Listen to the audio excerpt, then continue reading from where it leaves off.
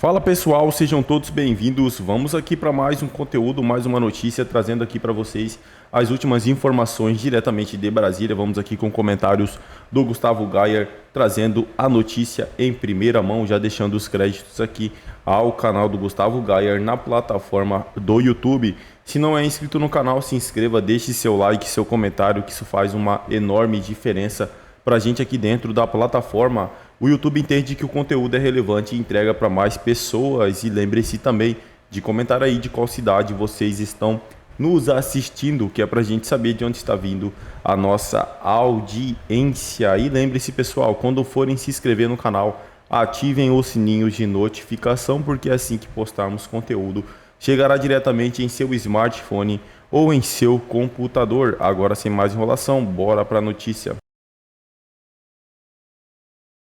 Agora a nossa audiência foi 2 horas de embate aqui dentro. Vieram republicanos, deputados do lado da direita, e vieram alguns democratas da esquerda comunista socialista de merda. Foi maravilhoso. Eu acho que hoje foi um passo fundamental para reverter a nossa democracia, o nosso país, tá? Está impossível de esconder o que está acontecendo no Brasil, está impossível de esconder, o mundo já sabe que o Brasil já não é mais uma democracia. As evidências comprovadas, mostradas, apresentadas hoje pelas 3 testemunhas que vieram falar, que é o dono do Rumble, o Michael Shellenberger e o Paulo Figueiredo, chocaram as pessoas aqui nessa audiência no Congresso americano. Olha, a imprensa americana, brasileira, eu tenho certeza que está se contorcendo agora, mas o rei está nu e o império também está nu. Todos agora sabem o que o Alexandre de Moraes tem feito. A deputada Salazar chegou a falar que o Brasil é liderado por um criminoso e na justiça, no STF, tem um corrupto. Então, ou seja, já não dá mais para esconder, o mundo já sabe da verdade. Daqui nós vamos almoçar e logo depois nós vamos fazer uma coletiva de imprensa, mais uma vez reforçando o que foi dito aqui hoje, para a gente poder resgatar o nosso país. Olha, estamos conseguindo algo que nós começamos há 5 meses com essas visitas aqui fora, conversando com parlamentares, conversando com senadores americanos, conversando com a imprensa e com as think tanks, está trazendo os frutos que a gente tanto esperava. Vai haver uma outra audiência do Brasil com a democracia plena e a liberdade de expressão sendo restituída. Então nós tivemos aqui vários parlamentares nessa área, ali ficou só brasileiros que vieram para cá e a gente celebrou todas as vezes que a verdade foi dita, nós batemos palmas todas as vezes que a verdade foi restaurada. E esse é o tipo de ação que a gente tem que continuar fazendo. Não tem sido fácil fazer isso, vocês sabem, vocês acompanham, mas hoje foi um fator, uma virada de ponto, uma virada de chave. O Congresso americano, a imprensa americana agora já sabe o que está acontecendo, não importa o que a imprensa brasileira vai estar se remoendo hoje, mas com certeza a gente está resgatando um pouco da verdade. A gente está trazendo à luz novamente a verdade, o esquema de desinformação está mais enfraquecido.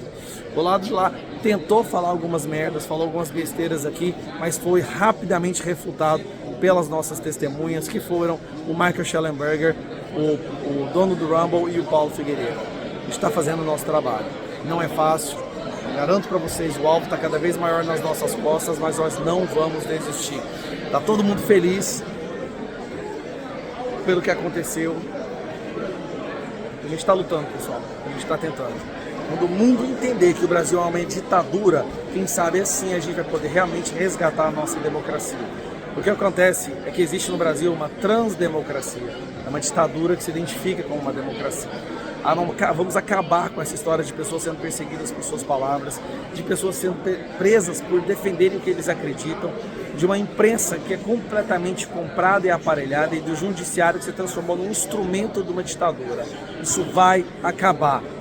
Estamos começando a ver uma luz no fim do túnel, graças às ações dos meus colegas parlamentares que estão aqui agora, que trabalharam arduamente para conseguir que essa audiência acontecesse. Vocês não fazem ideia do quão difícil foi fazer com que essa audiência acontecesse aqui hoje. E nós agora teremos uma outra, maior ainda, com o Elon Musk. E ainda conseguimos que o Elon Musk participe de uma audiência no Brasil, na Comissão de Segurança Pública. Então nós estamos avançando. Nós vamos resgatar esse país. Orem por nós bastante, porque isso não é política mais. É o mal contra o bem e o bem vai vencer. Mas antes, eu acredito que nós vamos sofrer um pouquinho. Mas a glória nunca vem fácil, não é mesmo? Nada que é bom acontece de forma fácil. Um beijo no coração de todos vocês. Daqui vai ter uma coletiva de imprensa. Depois nós teremos mais algumas entrevistas. Vamos falar com mais alguns parlamentares. Vamos continuar lutando pela nossa democracia. Os direitos humanos não estão sendo respeitados no Brasil. O Brasil não é mais uma democracia, mas voltará a ser. Conta com a gente. Um abraço. Contasse para nossa audiência o que você achou do depoimento, o que você achou de tudo que foi falado hoje, é claro, traga as novidades quentinhas para todos nós, meu amigo. Um abraço. Boa tarde, Guilherme. Prazer estar aqui com você, com o pessoal aí, os colegas e essa grande audiência do Sem Rodeios, os assinantes da Gazeta do Povo. Quem não assinou ainda, assina aí. Olha só, eu fazendo merchan já. O que eu achei da audiência? Foi, em parte, esperado, né, o que foi dito ali, mas teve momentos quentes, eu diria. Especialmente, eu destaco aqui o bate-boca, foi um bate-volta, talvez, da deputada Wild, uma democrata, ali com um cargo importante na comissão, né, de Relações Exteriores, contra o Paulo Figueiredo, né? Então ela fez, e aí ao fim desse embate, esse interrogatório que ela fez, o próprio presidente da sessão disse, isso aqui não é uma inquisição, né? E o próprio Paulo Figueiredo precisou dizer, não estou aqui para defender o Bolsonaro. Então ela ficava trazendo coisas como declarações antigas do Bolsonaro sobre LGBT, né, declarações polêmicas, e o Paulo Figueiredo dizia, não concordo, mas não estou aqui para defender Bolsonaro, estou aqui para defender a liberdade de expressão. E o próprio presidente da sessão, o Chris Smith, ele disse que havia ali uma tentativa dos democratas presentes de distração, ele usou essa palavra. As perguntas, por exemplo, perguntar para o Paulo Figueiredo o que ele achava do avô dele, se o regime, se o golpe de militares de 1964 foi uma ruptura antidemocrática, ele disse, depende do ponto de vista do Figueiredo foi um contragolpe, contra um suposto golpe comunista. Aí, tudo isso, eu até concordo com o presidente da sessão, foi uma distração. O assunto ali era se é verdade ou não é verdade que o governo brasileiro, especialmente o judiciário, aí a figura central sendo Alexandre de Moraes, está infringindo, está violando os nossos direitos como cidadãos de liberdade de expressão. Não de todos nós, mas, como a gente mostrou no Twitter Files Brasil, houve uma coleta em massa de dados privados, ou pelo menos um pedido da PF, a mando do TSE, de coleta em massa de dados privados de usuários que postavam hashtags, né? O Schellenberger, meu colega, estava lá e mencionou as hashtags. Então, o assunto era esse da sessão. Então, parecia ali haver uma tentativa de mudança de assunto, realmente, por parte dos democratas. Aí teve uma parlamentar democrata que ficou ali num bate-bola com quem eu vi ali como era o representante da esquerda brasileira, que era o Fábio de Sá e Silva. Estava ali para fazer esse papel, basicamente, né? Cercado ali pelo Figueiredo. Presentes também estavam lá, parece que Dallagnol estava lá, outros brasileiros censurados estavam na plateia também. Eu vi ali no fundo a Bia Kicis, né, a nossa deputada. Então, foi quente algumas partes da sessão, que foi de 2 horas, acompanhei na íntegra. E, ao mesmo tempo, minutos antes, e já demos ali na nossa editoria Mundo, a minha colega Isabela de Paula já deu, soltaram a segunda parte dos documentos, das ordens do Alexandre de Moraes, que seriam abusivas, seriam censura, né? Desse mesmo, o subcomitê, essa sessão não era desse subcomitê, mas o subcomitê que faz a instrumentalização do governo federal, né? A acusação principal ali é que o governo Biden tem atuado a favor da censura, especialmente no passado recente, 2021. Por quê? As motivações principais eram um controle na época das eleições de 2020, ainda não era o governo Biden, obviamente, e depois, em 2021, a principal motivação da censura era a pandemia, né? Para tirar do ar aquelas opiniões que estariam, na visão deles, fora dos limites.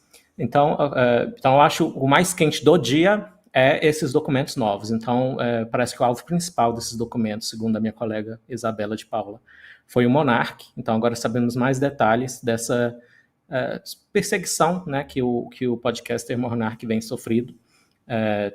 Teve uma decisão poucos dias atrás, né, Monark até comentou nas redes sociais, e continua comentando, apesar das derrubadas de vários perfis, né. Então, achei o mais quente, jornalisticamente falando, são os documentos.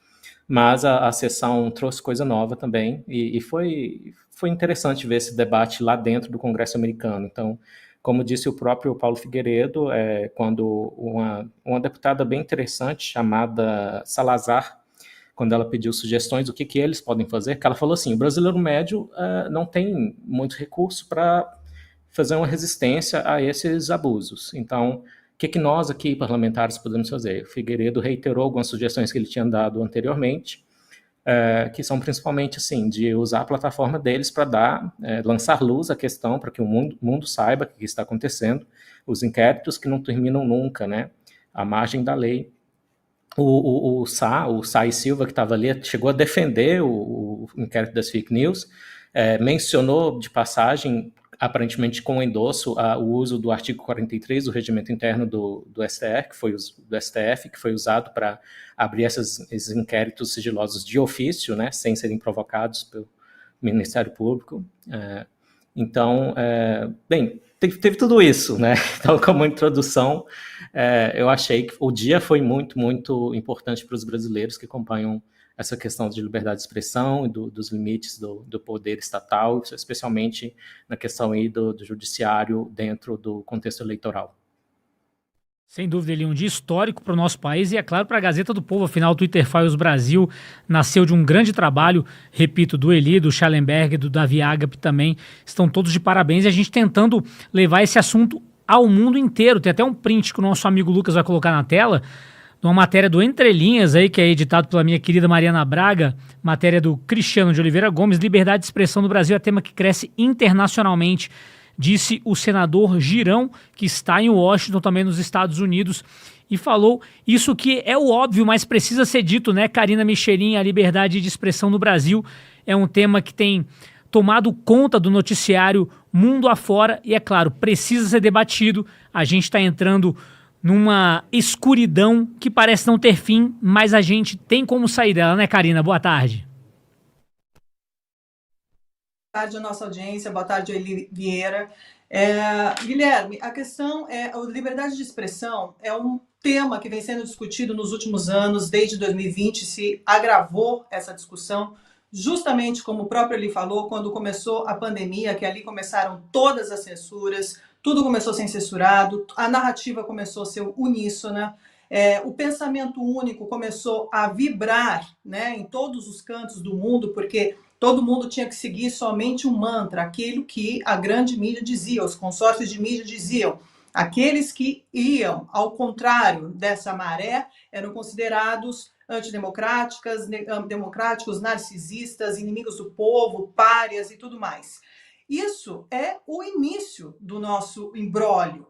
Isso tudo, hoje que nós estamos vivendo, a gente já sabia que ia acontecer. Eu, como jornalista que estava acompanhando isso desde o início, sobretudo aqui da Europa, e vendo como isso estava escalando mundialmente em torno de uma pandemia. Agora, tudo foi ocultado da população. As informações verdadeiras foram ocultadas da população. O que sobrou foi uma manipulação midiática terrorista para trazer o controle total da população, da mente. Porque quando você tem o controle através do medo, você é vencedor. É a forma mais tirana de se obter o controle total. Então, isso foi acontecendo de forma gradual e foi aumentando cada vez mais, porque da pandemia se passou para outros níveis de perseguições, porque eles conseguiram rotular pessoas. Normalmente as pessoas que têm um pensamento crítico, que têm um pensamento que está observando aquilo que está acontecendo, que está questionando, eles começaram a rotular essas pessoas e separá-las, dizendo, essas pessoas não podem ter voz, essas pessoas têm que ser censuradas.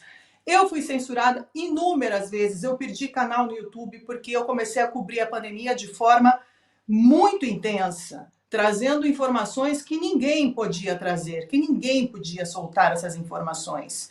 E fui penalizada, assim como tantos outros jornalistas, e não só jornalistas. Aqui a gente está falando de médicos, cientistas, luminares, prêmios nobres. A gente está falando de muita gente no mundo inteiro que foi perseguido e foi censurado.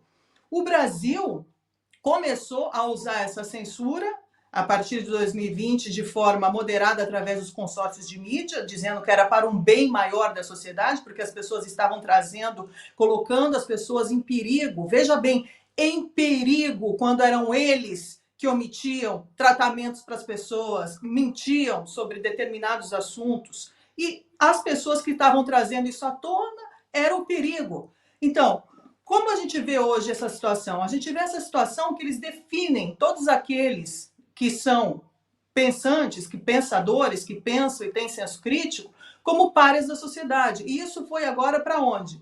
Para o lado do conservadorismo, para o lado da direita, porque agora é um período de eleição, são eleições completamente decisivas para o mundo, que a gente está vendo as eleições americanas, e a gente sabe muito bem que Joe Biden jamais vai ganhar através do voto popular, porque ele não tem consenso popular, ele vai precisar de uma manipulação, de golpes de novo, de jogos nefastos, obscuros, através de todo esse aparelhamento que eles têm nas mãos, porque é mundial, não é isolado, não é um fato isolado, e eles precisam de todos esses cúmplices para eles terem o poder absoluto na mão. E qual é? O poder absoluto vem aonde? Através da mídia, através da informação, através dos jornais, através das TVs, através desse aparelhamento midiático que tem hoje, infelizmente, nas mãos a esquerda mundial, os globalistas e essas pessoas que definem